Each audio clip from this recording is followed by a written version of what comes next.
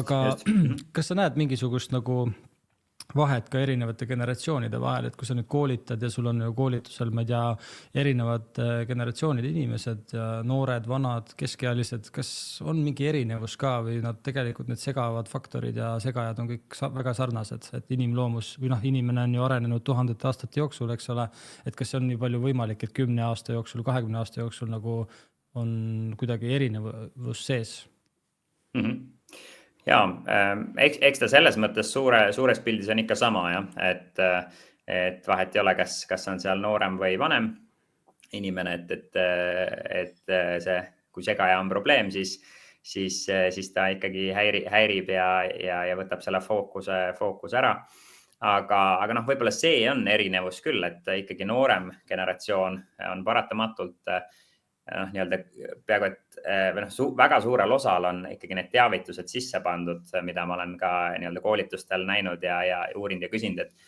et võib-olla vanem generatsioon täitsa on selline, et ei ole hullu, kui mul iga meil sisse ei tule, aga noortel on see, ongi juba see, et see sotsiaalmeedia ja olla kättesaadav, see on nii sees, see on nii veres nagu. Ja see nõuab päris suurt pingutust tihti, et ma panen siis need teavitused vähemalt mõneks ajaks päevas kinni. Ja see on väga lahe näha, kui keegi, kes on siis aastaid niimoodi on kogu aeg nagu kättesaadav ja nii-öelda online, siis teeb selle sammu ja näeb sellest suurt kasu, et tead, et näiteks kui mul on niisugune keskendunud tööaeg, et siis ma mõneks tunniks keeran täitsa mingid asjad oma telefonis kinni, et see kättesaadavus on kindlasti nagu ajas, ma arvan, nagu tohutult kasvav, et kogu aeg, et sa pead igat laiki nägema, igat kirja nägema, igat kõne nägema, et kogu aeg, et kui keegi sind otsib, siis ta saab. Aga laias laastus ma saan aru, et need füüsilised ja psühholoogilised segajad, nad on nagu, sisemised ja välimised, nad on natukene nagu erinevatel generatsioonidel, aga see sisu või see olemus sellel segajal on ilmselt siis sama, nagu ma su jutust aru saan, ja? Et see nagu see, kuidas ta seda meie produktiivsust mõjutab. Ja, just. Ja seal jällegi nii-öelda, eks tehakse ju taustal igasugu erinevaid uuringuid ka ja kuna see tehnoloogia areng on niivõrd kiire olnud, et on ikkagi piisavalt uus asi, et arvestades nagu nii-öelda meie elupikkust ka, et viimased 20 aastat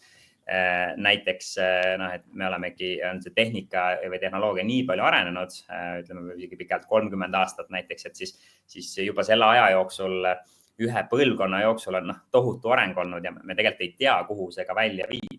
või et mis on need tulemused. Ja lihtsalt üks uuring, mille tegi siis Gloria Mark, kes oli Ameerika psühholoog, tema jälgis, kui tihti inimesed rakendusi vahetavad, kui nad tööd teevad. Ja aastal 2004, ehk siis selline 20 aastat tagasi, oli ta üllatunud, et inimesed vahetavad keskmiselt rakendusi 150 sekundi tagant. Iga 150 sekundi tagant, ehk siis 2,5 minuti tagant. Ja 2020. aastaks oli see juba iga 47 sekundi tagant. Ehk siis kui palju juba, sisuliselt selline 15-16 aastaga see on nii palju muutunud ja kuhu see veel edasi liigub, et ja, see on jah, päris huvitav, samas hirmutav ka vahel, nii et mõtled, et kuhu see siit edasi läheb. Okei, ma loen su jutust välja, et ma ise mõtlesin, et kui mul on 3 ekraani, eks ole, 3 monitori arvutil ja siis mul on veel telefoni ekraan, et ma olen tänu 4 ekraanile produktiivsem, aga et siis tegelikult võib olla hoopis vastupidi, ja et neid segavaid faktoreid ja erinevaid tööriistasid tuleb nii palju juurde, et mida sa nagu korraga jälgid, et sa tegelikult ei tee asja nii produktiivselt, kui võiksid, jah. Jah, seda kutsutaksegi teada-tuntud multitasking, öeldakse selle kohta või see eesti keeles rööprähklemine ja paljude inimeste jaoks, paljude inimeste peas on see selline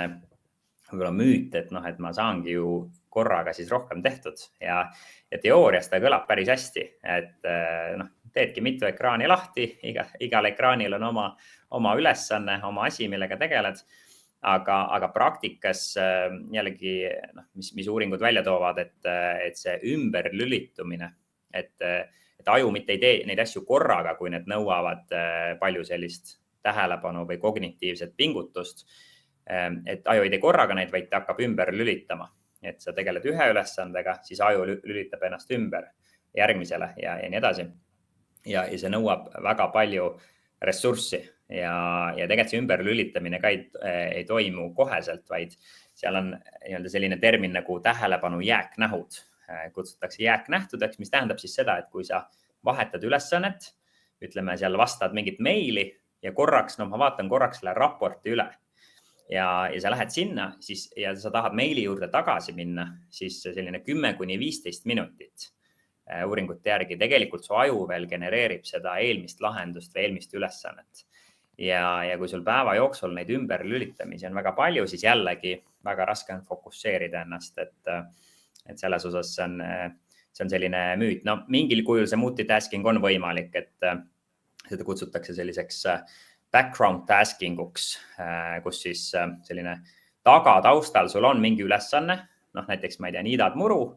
ja siis kuulad podcasti või kuulad muusikat või sõidad autoga ja